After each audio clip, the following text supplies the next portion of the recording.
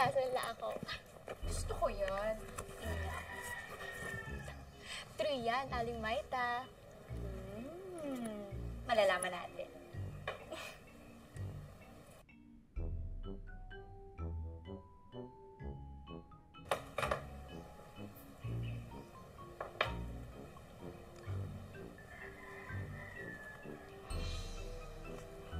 True nga yan.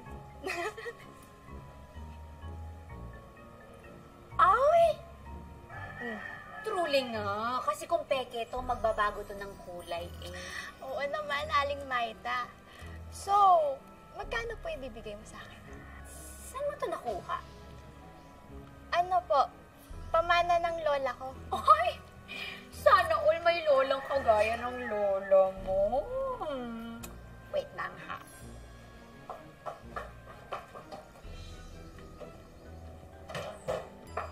O ito, 5 kiyaw. Ayan ha. Pag may mga ganyan ka pa, dito ko nadalhin, alam mo na. Madami pa akong gold. As in, gold pa more. Oh, yan. Meron pa. Ito pa, gold pa more nga eh, di ba? Oh, ayan Bongga. Ingat ka, sabi mo. Walang siguro alam ko. Dami-dami mo sinasabi. Oo nga. Ay, isa pa ha. Grabe ka. Tama na mo. Kumaingay. Ayun mo. Talaga. Kapag sinabing maingay, saka ka nag-iingay. Ano? Patay ka! Oo na, alam ko na. Alam ko na yun, di ba? Wala ang rainbow at mawawalan akong trabaho. Kaya nga hinahanap ko nasa yung bag of gold ko.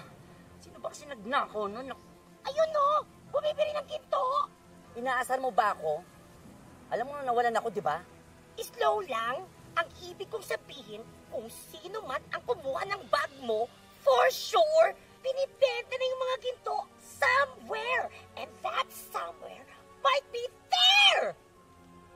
May point ka,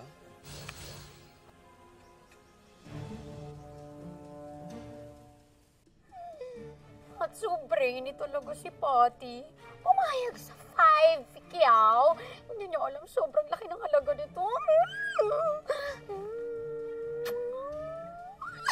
Ew! Sino ka? Saan ka galing? Ba't bigla ka sumusulpot? But I like your outfit. Some birthday party ka galing. Clap, clap. Snap, snap.